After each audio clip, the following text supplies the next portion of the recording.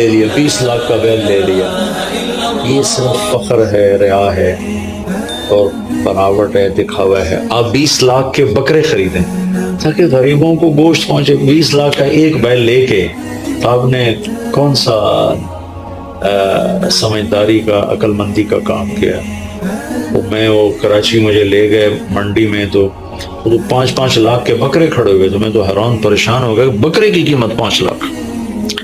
تو وہ جو مالدار لوگ ہیں ان میں ایک مقابلہ بن گیا ہے اور ایک فخر بن گیا جی میں 20 لاکھ دا ذبح کیتا، میں 10 لاکھ دا ذبح کیتا.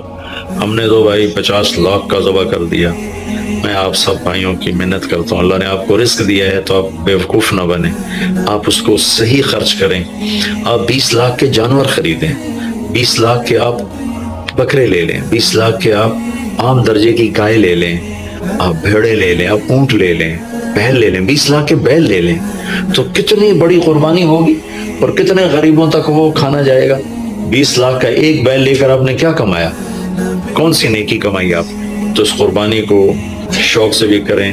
اور مستحب یہ ہے کہ جس کے پیسے جو قربانی کا خود ذبح کرے یا اس کی جگہ کھڑا ہو، اس جگہ ذبح کرنے والے کے پاس کھڑا ہو.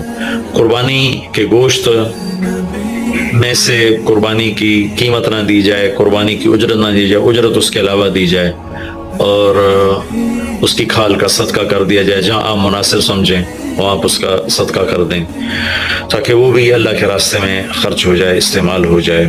نبی پاک صلی اللہ تعالی علیہ وسلم قربانی کے موقع پر 2 چھترے، بکرا نہیں، بھیڑ نہیں، گائے نہیں، بھینس نہیں، 2 چھترے ذبح فرماتے تھے قربانی کے، ایک اپنی طرف سے، ایک امت کی طرف سے. حج کے موقع پر آپ نے 63 اونٹ ذبح کی، 63 اونٹ، جو ایک اونٹ میں 7 آدمی ہوتے ہیں، ایک اونٹ میں 7 آدمی ہوتے ہیں. تو کچھ 441 قربانیاں آپ نے کی اپنی طرف سے اور مالداروں کو پیغام دیا کہ قربانی خوب کرو. ایک بہت خوبصورت قصہ ہے اور بہت عجیب و غریب قصہ ہے کہ اللہ پر سب کچھ لگا دینا. ایک شخص کو اولاد کے لیے دعا مانگتے مانگتے مانگتے کچھ 60 برس گزر گئے، 65 برس گزر گئے. رب ہب لی من الصالحین، یا اللہ مجھے نیک اولاد دے دے، نیک اولاد دے دے. نیک اولاد میری 84 سال کی عمر میں، اللہ نے 84 سال کی عمر میں بیٹا دیا. بڑھاپے کی اولاد تو دل پکڑ لیتی، اور ابھی چند دن نہیں گزرے تھے کہ اللہ نے کہا جاؤ اسے چھوڑ کے آؤ. یہ کہاں چھوڑ کے آؤں؟ جبریل آئے گا تمہیں راستہ بتائے گا. تو جبریل انسانی شکل میں آئے، وہ براق کی طرح نہیں جیسے سفر ہوا کہ ایک دم میں پہنچا دیا، بلکہ جبریل انسانی شکل میں آئے، اونٹنی پر سوار ہو کر. ابراہیم علیہ السلام دوسری اونٹنی پر، بچہ اور بیگم، اور ان کو فلسطین سے چلایا. اور چلاتے چلاتے چلاتے چلاتے جب مکے کے کالے پہاڑ آ گئے جہاں کچھ بھی نہیں ہے، نہ پانی نہ سایہ، کہ یہاں چھوڑ دو. بیت اللہ ٹیلا تھا اس وقت، یہاں چھوڑ. تو ابراہیم علیہ السلام جو آگ میں ڈلتے ہوئے نہیں گھبرائے، یہ بات سنی تو گھبرا کر کہنے لگے یہاں کیسے چھوڑ دوں، یہاں تو کچھ بھی نہیں ہے.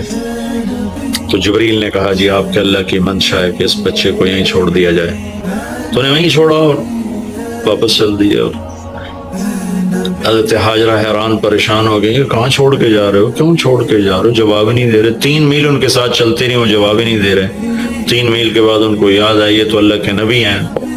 اللہ امرک، ابراہیم کا یہ اللہ کا حکم ہے. کہاں اللہ کا حکم ہے؟ اذن لن یضیعنا اللہ، جاؤ پھر اللہ مجھے ضائع نہیں کرے گا. اس طرح بنیاد رکھی، بچے کو ایسے جنگل میں چھوڑا. جب وہ بڑے ہو گئے تب حکم آیا جاؤ ذبح کرو. تو اب آپ کی عمر ہو چکی ہے کوئی 92 سال یا 94 سال، 90 پلس ہے، 100%. فلسطین سے چلے مکہ جا رہے ہیں. کیا کرنے جا رہے ہیں؟ بچہ ذبح کرنے جا رہے ہیں. کوئی مرغی اور بکرا ذبح کرنے نہیں جا رہے. پھر ان کو تیار کرا کے مینا کی وادی میں لا کر کہنے لگے بیٹا اللہ کا حکم ہے تمہیں ذبح کر دو. تو بیٹے نے کہا یا ابت افعل، تو آپ کر دیں جو کرنا ہے. ابراہیم علیہ السلام کہنے لگے تو یہ خبر بھی ہے میں کیا کہہ رہا ہوں؟ کہ جی مجھے پتا ہے. آپ کہہ رہے ہیں مجھے زبان ہے تو آپ کے بدلے میں مجھے اللہ ملے گا، وہ آپ سے بہتر ہے، اور دنیا کے بدلے میں جنت ملے گی، وہ دنیا سے بہتر ہے۔ پھر معصوم بچے نے کہا ابا میرے ہاتھ باندھنا، تو مجھے الٹا لٹانا، اور پھر فرمایا کہ مجھے اپنا کرتا اتارا اور کہا کہ یہ میری اماں کو دے دینا، میری نشانی رہے گا، اور آپ اپنے کرتے میں مجھے کفن دے کے ادھر دفن کر دینا۔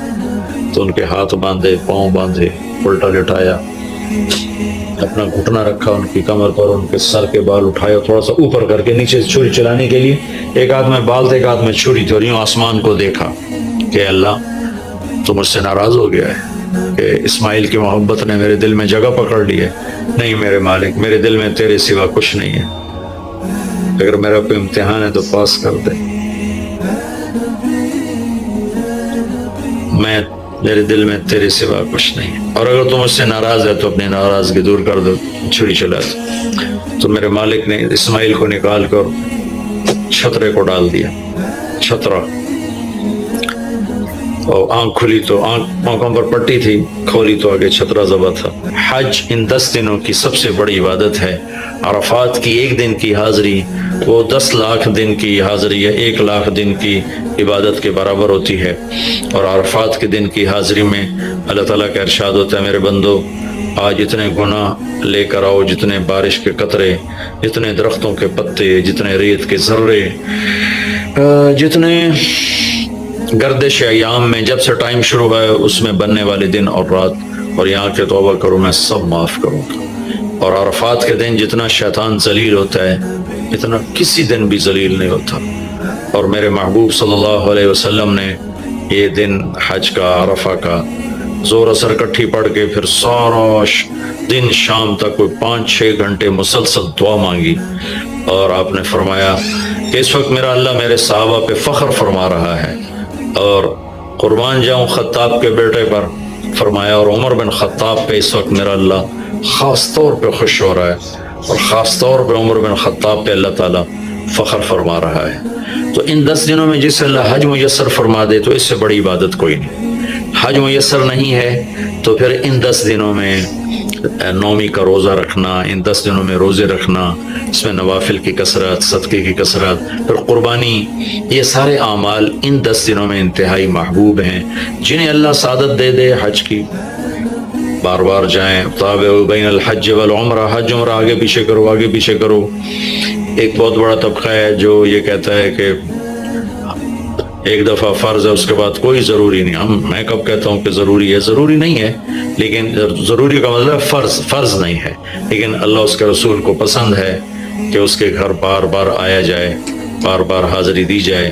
اللہ کے نبی کو تو آخر عمر میں جا کے موقع ملا، اس کے بعد آپ دنیا سے تشریف لے گئے۔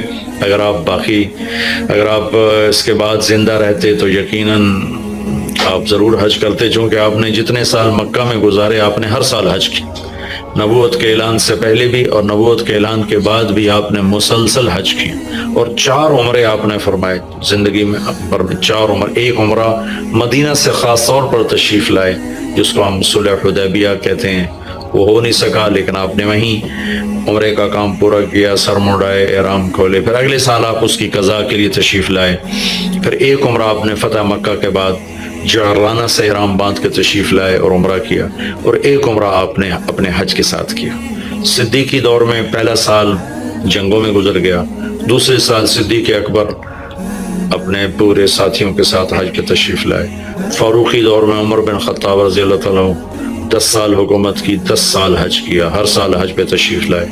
عثمان رضی اللہ تعالیٰ عنہ نے اپنی خلافت کے دور میں جب تک امن رہا ہر سال حج کرتے رہے، جب فساد شروع ہوا تو آپ روکے، اس میں شہید ہو گئے۔ علی رضی اللہ تعالیٰ عنہ کو موقع نہیں ملا، جنگوں میں زندگی گزر گئی، اور اسی میں آپ اللہ پاک کی بارگاہ میں پہنچ گئے۔ تو لیکن باقی 3 ساتھیوں کی خلافت کے دور میں آپ نے بکثرت حج اور عمرے کیے۔